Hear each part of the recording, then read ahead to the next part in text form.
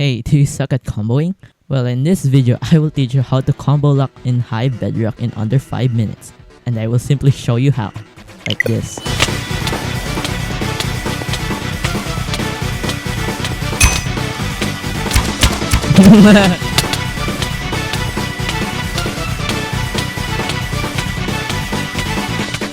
For those who doesn't know, combo locking is a PvP technique where you keep hitting your opponent over and over so they can't hit you back. It's called a combo because you chain hits together, and locking means keeping them stuck in your hits. Now, you're probably wondering how to start a combo. To initially start a combo, you mainly need to land the first hit. There are two common ways to do this. Run toward your opponent and get the first hit directly, or use a projectile like snowballs or a bow to help you secure that first hit. Let's also talk about how the knockback works on the Hive. Simply put, if your enemy is running at you and you get the first hit, they take upwards knockback. This makes them bounce lightly, giving you a boost to keep hitting them. Using a projectile first also helps by giving a small knockback so you can run in and start the combo. If you're not using projectiles, here are some things to remember to get the first hit. Sprint to get the first hit because you can't get the first hit if you're not sprinting forward. Place a block in front of them. This can mess up their movement because they might stop to try and break it, jump over it, or go around it, which can throw off their aim. Strafe left and right. Moving sideways makes you harder to hit because your opponent has to keep tracking your movement. Last but not least, W tapping. On Hive Bedrock, W tapping doesn't really give extra knockback. Unlike on Hypixel, where W tapping resets your sprint to add more knockback, Bedrock's knockback system treats it as the same as normal hit. So it doesn't actually boost your combo on the Hive. Now that you know the basics of combo locking, let's move on to the next topic, reducing.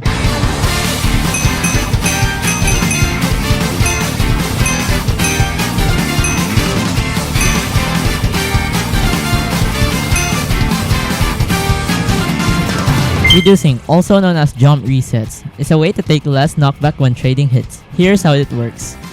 Only jump when you're trading hits, not on the first hit. If you jump on the first hit, the opponent lands on the ground early before you expect.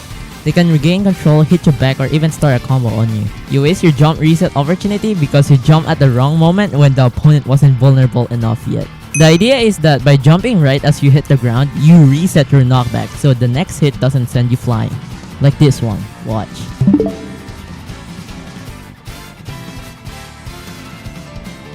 Hit select or hit selecting. Hit selecting is when you let your opponent hit you first, then you hit them back. Because you land first, you get the slight advantage to start a combo. Hit select only works if you and your opponent hit each other at almost the same time, usually on the second hit. If you fail to time it right, hit selecting won't work properly. Settings.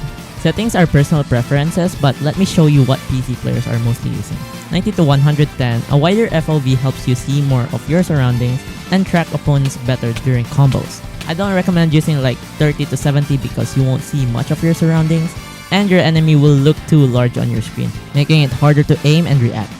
Lastly, let's talk about how sensitivity and DPI works on settings. DPI stands for dots per inch. It's the settings on your mouse that controls how fast your cursor moves. Most PvP players use like 400 to 1600 DPI. A lot of players stick around to 800 DPI because it gives a good control without feeling too slow or too fast. Sensitivity is your in-game settings. This works together with your DPI to control how fast you can turn or aim. Most players prefer to low to medium sensitivity, but I personally use 1600 DPI on the mouse and 14 to 16 on Minecraft. Maybe I'm explaining a bit too fast here. Maybe like and subscribing and commenting what you learned so far. I would really appreciate that. Anyways, next up, clicking methods. If you don't know any clicking methods yet, you're probably still using normal clicking, and that's totally fine, but I suggest learning butterfly clicking. That's where you alternate two fingers, usually your index and middle finger, on one mouse button to get faster clicks. It can be harder to aim with it at first, but the more you practice, the more precise and effective it becomes. There are also other clicking methods to know. Drag clicking is where you put a tape down to your mouse button and lightly drag your finger across the mouse button, so it creates a friction. That friction causes the button to register a ton of clicks, really fast, way more than you could do by tapping normally.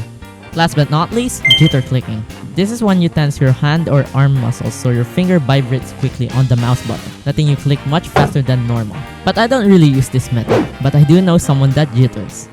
The last thing you need to remember is to keep practicing. Maybe grab a friend to sumo with you once in a while, and don't rush it. If you try to force it or get frustrated, you won't end up enjoying it. Anyways, take your time and have fun with it, and you'll see improvement.